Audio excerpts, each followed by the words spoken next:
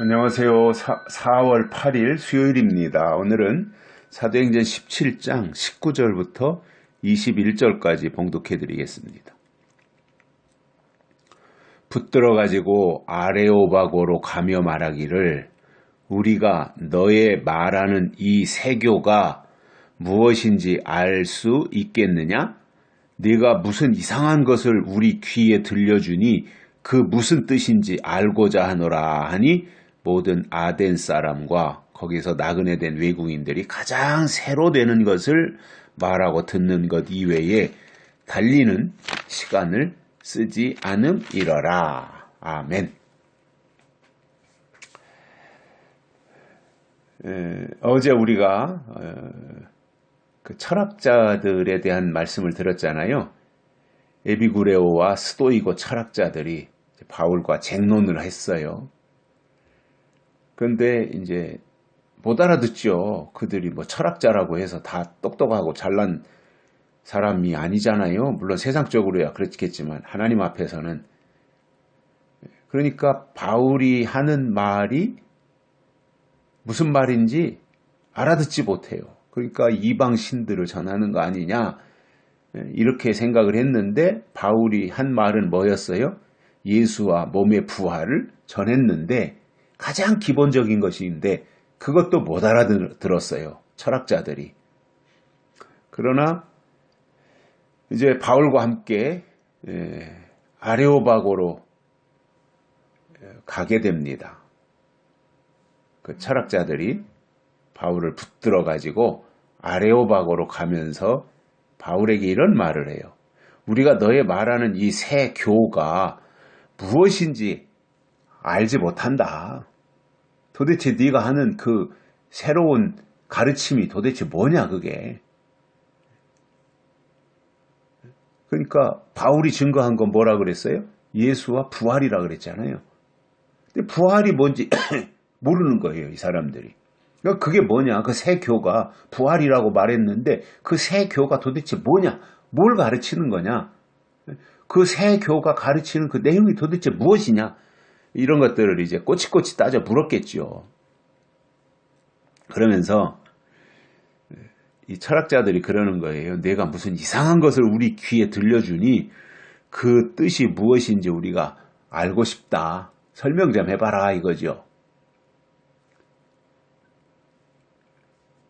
그러니 이 철학자들, 이 세상적으로는 똑똑하고 잘난 사람들인데 바울이 증거하는 가장 기본적인 것도 지금 이해 못하고 있다는 거잖아요.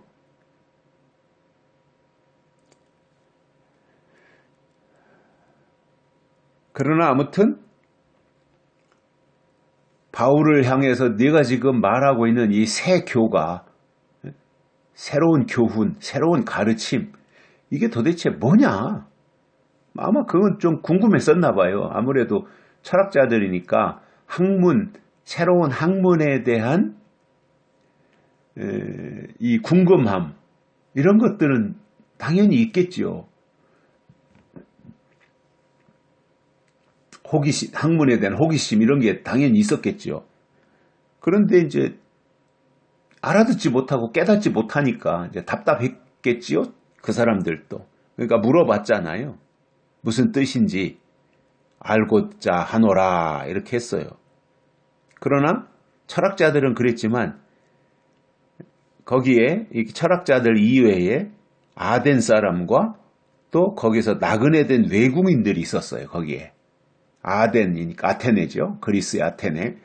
그리고 거기에 나그네 된 외국인들도 있었는데 이 사람들을 보면 21절에 참 흥미로운 것이 뭐냐면 이 아덴 사람과 나그네 된 외국인들은 가장 새로 되는 것을 말하고 듣는 것 이외에 다른 데다가 시간을 쓰지 않았다 이겁니다. 그러니까 아덴 사람과 나그네 된 외국인들은 관심이 지금 어디 있다는 거예요?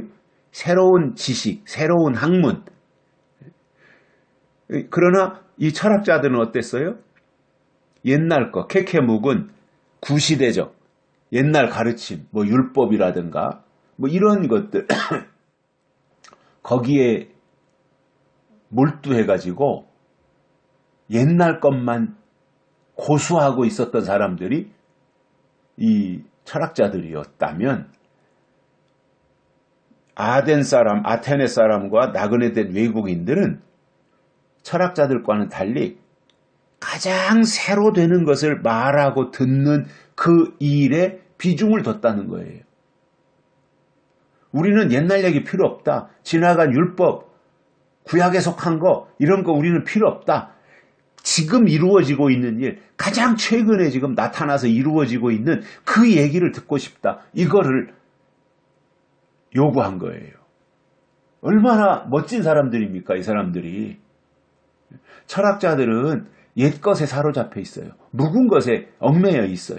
그런데 이 아덴 사람들은 새로운 학문, 새로운 지식, 새로 나타난 하나님의 뜻, 이것을 알고 싶어 했다는 거예요. 이런 사람들이 진짜 하나님의 사람들 아닐까요? 하나님이 이런 사람들을 기뻐하시지 않을까요? 지금도 신앙생활 하는 사람들을 보면 교회에서 설교를 듣는데